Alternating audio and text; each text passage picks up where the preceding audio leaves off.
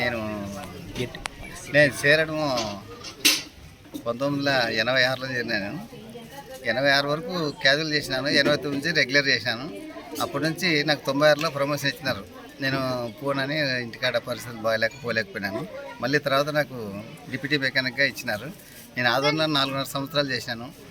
కర్నూలులో 1లోన ఒక 6 నెలలు చేసినాను. కడపకి 3 ఏళ్ళు తిరిగినాను.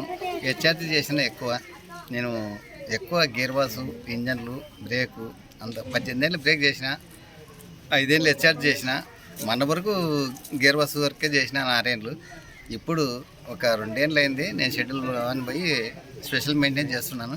ఫిక్సెడ్ 15 బండ్లు వస్తాయి డైలీ. ఒకనాడు ఎక్స్ప్రెస్లు వస్తాయి, ఒకనాడు ఆర్డినర్లు వస్తాయి.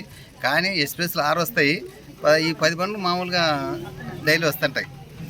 ఇవన్నీ చూసుకొని మా దగ్గర ట్రైనింగ్ అయినారు, అప్రెంటిస్ చేసినారు. ఆ పిల్లలే మాకు ఇప్పుడు మెకానిక్గా కాంట్రాక్ట్కి వచ్చినారు.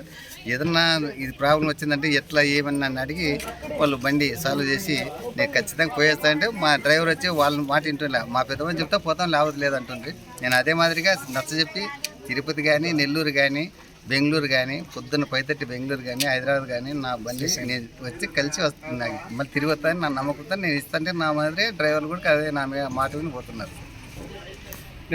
ఇప్పుడు ఒక తొట్టు బాధ ఉంది, ఓ తొట్టు ఆనందం ఉంది. నాకు కావాల్సిన మనుషులంతా నా ఇంటికి వచ్చినారు, భోజనాలు చేసినారు. నాకు అదే 10,000. నాకు ఆర్టీసీ కన్నతలు ఉన్నట్ల నా ఫ్రెండ్స్ అంతా నా ఆనందం ఎంత. ఎంతమంది సంతానం? నాకు 3 బిడ్డలు, 1 కొడుకు. అందరికి మ్యారేజ్ అయిపోయింది, సెటిల్మెంట్ అంతా. ఇప్పుడు ఏం లేదు, ఇంటికాడ ప్రశాంతంగా అయిపోయింది. నేను ఏం చేయదలుచుకోలే. నాకు 62 ఏళ్ళు, ఇంకేం నేను ఇంకా పోదలుచుకోలే బయటికి. ఏదో ఇంటికాడ ఉన్న వరకు చేసి నాకు కొంచెం షుగర్ స్టార్ట్ అయింది. ఇంకా ఏదో నా ఆరోగ్యం గురించి ఇదే అంతే.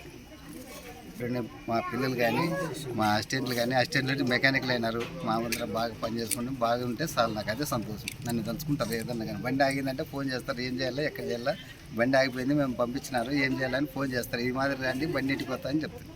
అది నా ఉద్దేశం. అసిస్టెంట్లు మాదిరి చేసినా కూడా మెకానిక్లు అయినారు. కానీ వాళ్ళకి ఇప్పుడు కూడా నేను వాళ్ళకి సహకరిస్తాను. ఎప్పుడైనా కానీ అతను కూడా ఫోన్ చేస్తే కూడా నేను చెప్తా, ఇంటికాడ ఉన్నా కూడా ఏమి బండి ఆగింది, నిన్న రిలీఫ్ పంపించినారు, బండి రాలేదు, ఏం చేయాలా, ఎక్కడ ఉద్యోగంలో ఉన్నప్పుడు అంతా సహకరించిన తోటి ఉద్యోగస్తులందరికీ నేను అంటాను కదా, ఆర్టీసీలో డ్రైవర్లు కానీ మెకానిక్ సహకరించిన అందరికీ, నా తోటి సోదరులందరికీ పేరు పేరున అభివందనం.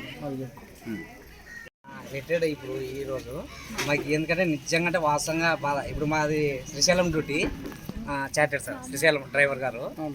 ఇప్పుడు ఈయన పోతున్నాడు అంటే మాకు అప్పుడే ఎవరు నెచ్చుకోలో ఏమని ఇప్పుడు బాధపడి బాగా కలిసిమెలిసి. కానీ ఈయన చెప్పినాడు అంటే బండి గ్యారెంటీ తిరిగి వస్తుంది మాకు. ఈయన నమ్మకమే మాకు. మళ్ళీ వేరే వాళ్ళు చెప్తే కూడా విన్నాము, వేరే వాళ్ళు చెప్తే కూడా విన్నాము. ఏమో చెప్పినాడు ఫోన్ చేస్తారా అంటే ఇంకా మాది తిరిగి వచ్చినట్టే సార్.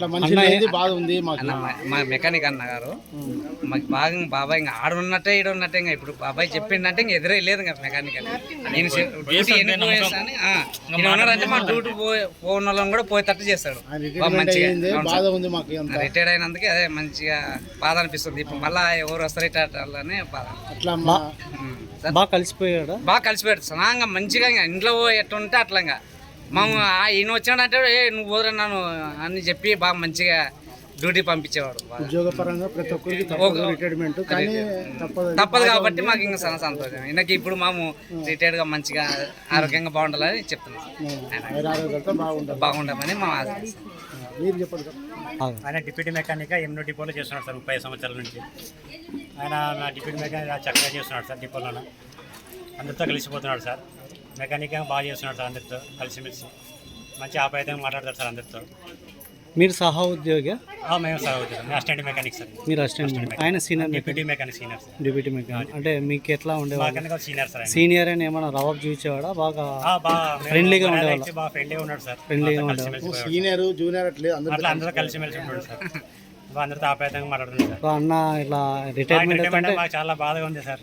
ఆనందం ఉంది, బాధ ఉంది. ఆనందం బాధ ఉంది సార్. రేపు రిటైర్ అయినా బాగా ఆరోగ్యంతో ఉండాలని మేము కోరుకుంటున్నాం సార్. మాకు అవసరం మాకు అవసరం సార్. ఆర్టీసీ డిపార్ట్మెంట్కి అవసరం.